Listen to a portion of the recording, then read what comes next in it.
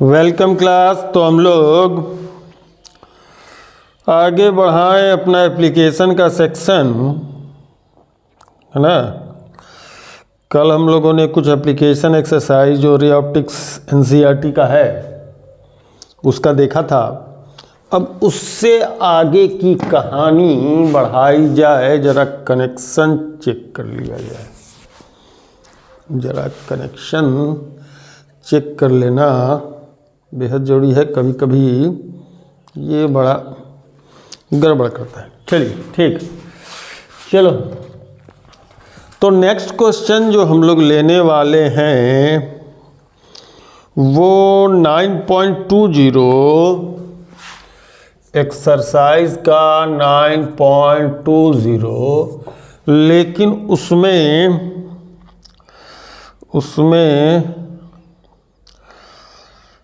9.10 का रेफरेंस है ना।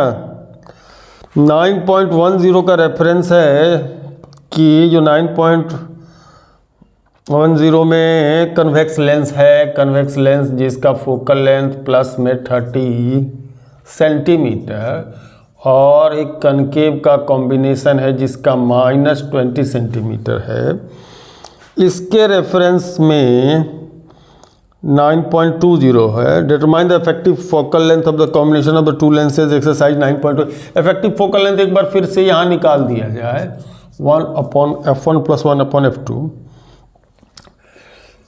जो कंडीशन है उसको नहीं अप्लाई कर रहे हैं, हम सीधे सीधे आपको पहले ये दिखा रहे हैं। ये 60 LCM हो गया और ये 2 - 3 -1/60 हो गया, तो फोकल लेंथ इसका -60 सेंटीमीटर हो गया, डाइवर्जिंग हो गया। अब ये कहानी ये कह रहा है कि if they are placed 8 centimetre apart with their principal axis coinciding, अगर कन्वेक्स लेंस को ऐसा लें और कनकेव को ऐसा लेकर के और तब जा करके इसका इनके बीच का डिस्टेंस 8 सेंटीमीटर का है, तब अगर इफेक्टिव फोकल लेंथ निकालने की बारी आती है तो क्या स्टेटस बनेगा, ये हम लोग जानना चाहेंगे। ठीक है, तो अगर कोई भी पॉइंट ऑब्जेक्ट है जिससे मान लीजिए रे निकल रहा होगा, ठीक है, रे निकल रहा होगा, तो ऐसे में क्या होगा। सबसे पहले देखिए इसका फोकल लेंथ कितना है, 30 सेंटीमीटर। ओके, 30 सेंटीमीटर है इसका फोकल लेंथ। इसका u मान लीजिए यहाँ है, इसको u मान लीजिए, इसको लेके चलते हैं। तो इसका इमेज कहाँ बनेगा, और जब इसका इमेज, जाहिर सी बात है कि अगर इस कॉम्बिनेशन का इफेक्ट क्या पड़ेगा, ये अपने को क्या करना है,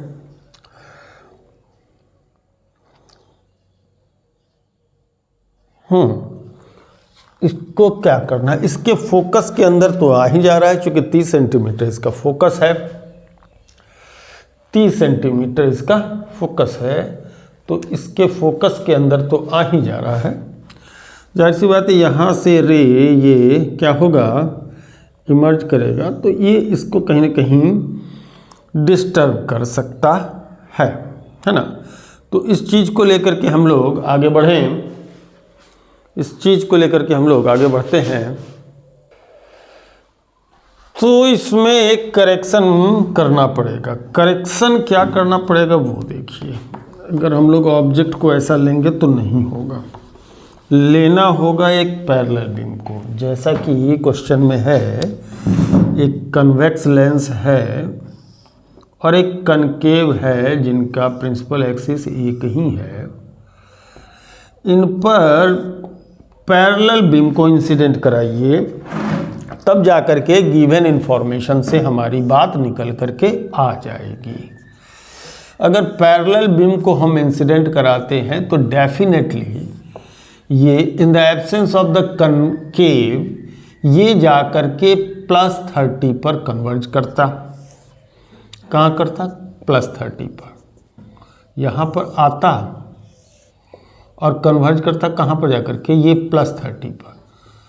तो अब ऐसे में यहाँ से जो इसका डिस्टेंस हो जाएगा 22, तो 22 डिस्टेंस हो जाएगा L2 के लिए। तो अब इसके हिसाब से देखें तो 1/f = 1/v - 1/u। तो इसके लिए u की वैल्यू आपकी प्लस में 22 हो रहा है और फोकल लेंथ इसका -20 का हो रहा है। तो 1/f = 1 उसमें रखिए, तो फोकल लेंथ में -20 डालेंगे और कहाँ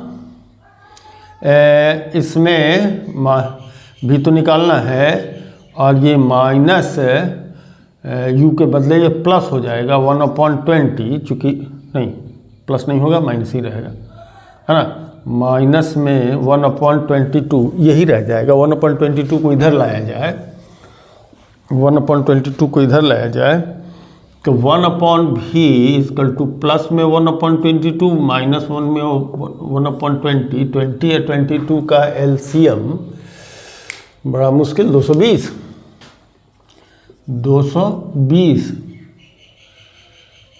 हाँ 22 है, अब 20 11 बार में ठीक है, दूसरा तो कोई उपाय नहीं है ना। 1/2 कॉमन हो जाता है इसमें, 1/2 कॉमन हो जाता तो 11 और 10 हो जाता है। 11 और 10 का 10 और 11 का एलसीएम 110 ही होगा। चलिए, तो ये 20 का 11 टाइम्स ये हो जाएगा और 10 टाइम्स ये हो जाएगा। तो 11 - 10 1/220 नहीं, ये 10 बार 11 10 - 11 होगा, 10 - 11 होगा, यानी माइनस आ जाएगा। तो फोकस 1/v इसका क्या आएगा? v इसका आएगा -220 ये इसका वैल्यू आएगा। तो -220 का मतलब क्या हो जाएगा? -220 का मतलब हो जाएगा कि इसके स्टेटस से -220 इधर, ठीक है। तो इसके स्टेटस से -220 के इधर, यानी कहने का मतलब यहाँ से ये 22 पर है, इस लेंस से अगर 22 तो 198 है ना। तो लेफ्ट ऑफ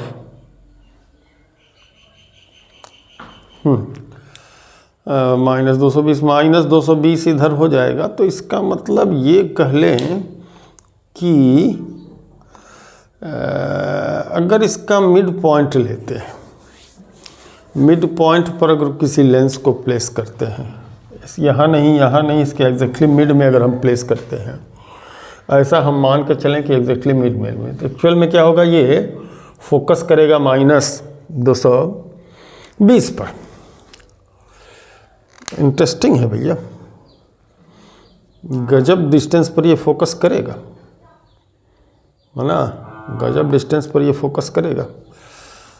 तो लेफ्ट एट 220 फ्रॉम कनकेव से 220 की डिस्टेंस पर। अब जरा सा इसका मिड पॉइंट लिया जाए, तो mid point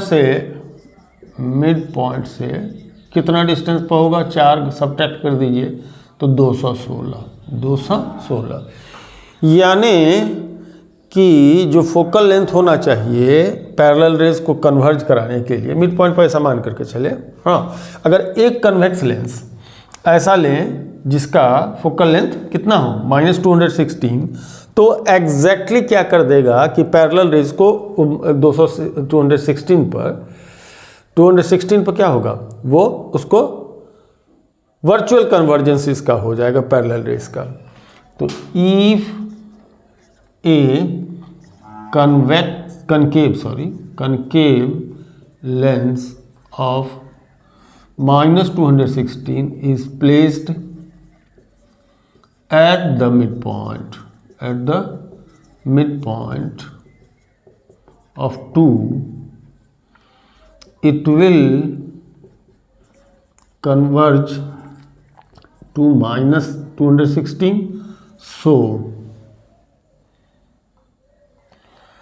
effective focal length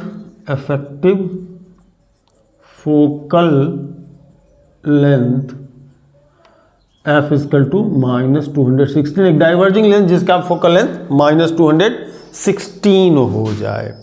अब इसमें एक पार्ट ए पार्ट था ये क्वेश्चन का, इसका बी पार्ट करता है कि अगर आप इसको इधर से लेते हैं तो क्या होगा। बी पार्ट को भी हम लोग देखना चाहेंगे। बी पार्ट में क्या है कि अगर आप इधर से ऐसा कर देते हैं और इधर इसे कर लेते हैं, क्या होगा, जो पैरेलल रेज होंगे वो इसका -20 है तो ये वर्चुअली यहाँ आ जाएगा, इंसिडेंट ही नहीं होगा, इसका फिर कोई इमेज नहीं बना पाएगा, ये इमेज नहीं बना पाएगा। तो अगर साइड चेंज कर देते हैं कि कन्वेक्स को कनकेव को पहले ले ले, कन्वेक्स को बाद में ले ले, तो इमर्जेंट रे will not और डाइवर्जिंग रेज वर्चुअल ऑब्जेक्ट, ये वर्चुअल ऑब्जेक्ट का बनेगा तो सही, मान लीजिए उस पर इंसिडेंट होता है, होगा भैया, हाँ होगा, चल होगा क्या इंसिडेंट तो होगा। तो यहाँ पर 20, तो इसके लिए फॉर क्या कन्वेक्स क्या होगा, u की वैल्यू माइनस में 28 है, -20 -28 हो जाएगा। f की वैल्यू इसके लिए +30 है, तो 1/f equal to 1/v minus 1/u लीजिए। 1/f का मतलब हो जाएगा इसके लिए प्लस में 30, v निकालना है, और ये आपका माइनस में प्लस हो जाएगा 1/28, तो 1/v इक्वल टू 1/30 माइनस 1/28, तो ये 30 माइनस 28, अच्छा खासा लंबा चौड़ा एलसीएम तो बहुत गंदा आने वाला है जी, एलसीएम तो बहुत लंबा आने वाला है, और ये भी निगेटिव आने वाला है। इंटरेस्टिंग बात यह है कि ये भी निगेटिव आने वाला है ना, ये भी निगेटिव ही आने वाला है, भी माइनस इसी साइड बनेगा, इस साइड बनेगा, वर्चुअल ही रह जाएगा, लगता है। 30 और 28 का एलसीएम क्या हो सकता है, 30 और 28 का 30 का एलसीएम 2 गुने 3 गुने 5 होगा, 28 का 2 इंटू है ना, 2 इंटू 2 4 7 जा 28, तो इसका 1 2 हटा दीजिए, कॉमन हटा दीजिए, एलसीएम लिस्ट कॉमन मल्टीपल है ना, 72253 ये आ जाएगा। तो 28 8 280 में 56 गया, 224 280 में 56 गया, 224 नहीं 224 30 का, अरे 8 7 7 28 28 पंचे 140 140 3 420 हो जाएगा, 420 हो जाएगा, तो 420 हो जाएगा है ना। तो ये 3 से कट रहा है 30 6 टाइम 18 है, 16 टाइम 16 48 नहीं 3 10 34 42 है ना। तो ये 14 टाइम्स ये जाएगा और ये चला जाएगा 15 टाइम्स है ना, 15 टाइम्स। तो -1/420, -1/420, तो v की वैल्यू -420। अब जैसे कि इस क्वेश्चन में -216 फोकस आया था, सेम कंडीशन लगा करके रखेंगे कि फोकल लेंथ जो होगा f कॉम्बिनेशन का वो -420 आएगा और ये भी डाइवर्जिंग होगा। बहुत ही टेढ़ा क्वेश्चन और बहुत ही गंदा क्वेश्चन अपने को आज सुबह सवेरे मिला था, ठीक है ना। बहुत ही टेढ़ा और बहुत ही गंदा मिला क्वेश्चन हमको। चलिए अगला क्वेश्चन देखा जाए। अब इसी में 9.20 में एक बी पार्ट भी है कि हाइट ऑफ ऑब्जेक्ट 1.5 सेंटीमीटर का है और convex lens in the arrangement above A, the distance between the object and convex lens, जो convex lens था, कनकेव था हमारा, है ना, इसको जिसके हम सेंटर से ऐसे ऐसे मान के चल रहे थे कि -216 पर इफेक्टिव फोकल लेंथ मान के चल रहे थे ना, जो निकल के आया था, इससे कह रहा है कि 40 सेंटीमीटर पर आपका जो है ऑब्जेक्ट को रख दिया, यहाँ से 40 सेंटीमीटर ऑब्जेक्ट का को 40 सेंटीमीटर, यू की वैल्यू 40 सेंटीमीटर, -40 सेंटीमीटर ले लीजिए और फोकल लेंथ इसका -216 ले लीजिए। अब कह रहा है कि डिटरमाइन द, जो कुछ भी डिटरमाइन करना है, ठीक है, फाइनल इमेज पोजीशन बताना है, मैग्निफिकेशन भी बताना है, ठीक। तो 1/f = 1/v - 1/u लीजिए, तो यहाँ पर -216 लीजिए और ये आपका v का मतलब तो निकालना है, और ये +40 ये 4 घटाया जाए कि रखा जाए, सेंटर से लिया जाए कि वहाँ से लिया जाए, सेंटर से लिया जाए कि वहाँ से लिया जाए। फर्स्ट इंसिडेंट तो 200 तो क्यों नहीं, उसको 8 ही घटा दिया, 212, चाहे पता नहीं। 1/v = -216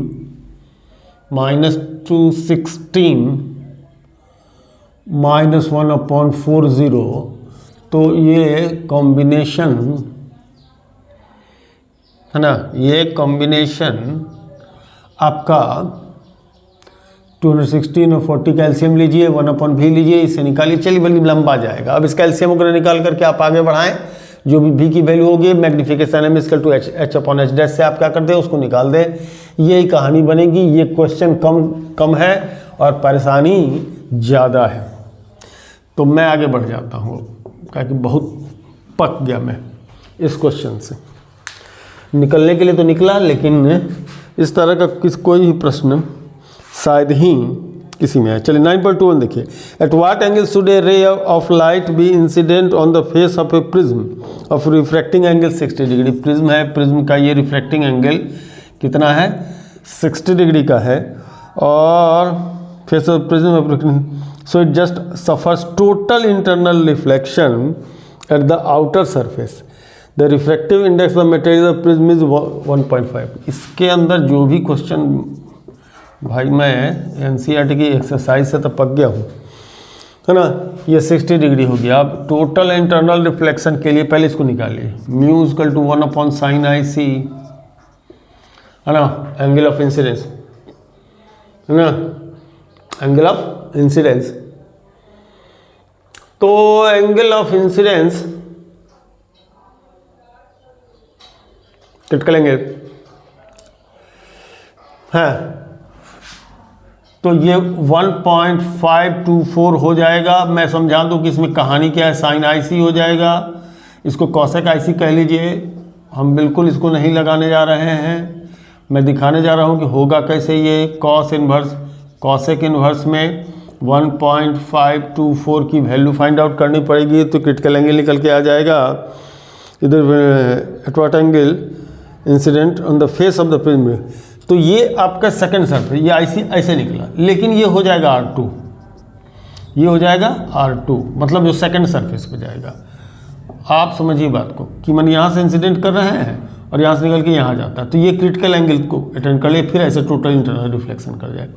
तो इस जगह पर ये R1 हो जाता है, यहाँ पर हो जाता है ये R2, और यही R2 कह रहा है कि IC के बराबर हो जाए, यानी कॉसेक इन्वर्स 1.524 हो। एक रिलेशन बनता है कि A = R1 + R2, है ना, R1 plus R2, A equal to R1 plus R2। तो जो R1 की वैल्यू होनी चाहिए, जो R1 की वैल्यू होनी चाहिए A माइनस R2 होनी चाहिए, A माइनस R2 होना चाहिए, यानी कि 60 डिग्री माइनस कॉसेक इनवर्स 1.524 होना चाहिए, है ना। R1 की वैल्यू ये होनी चाहिए। अब आप देखें क्या होगा, R1 तो ये हो गया, ठीक है ना। अब इसमें देखिए कि अब इंसिडेंट एंगल कितना होना चाहिए, तो अब वो भी फिर इससे आएगा, म्यू इक्वल टू साइन आई बटे कितना, साइन R1, करेक्ट, साइन आई बटे साइन R1। तो साइन R1 साइन ये हो गया, साइन की वैल्यू ये हो गई, मैंने R1 की वैल्यू ये हो गई। अब साइन आई की वैल्यू इससे निकलेगा, वो इसका इन्वर्स होगा। मैंने इतना बकवास टाइप का सवाल है कि कहने लायक नहीं। तो ऐसे में तो फिर बड़ा मुश्किल जाएगा एक क्वेश्चन को लगाना।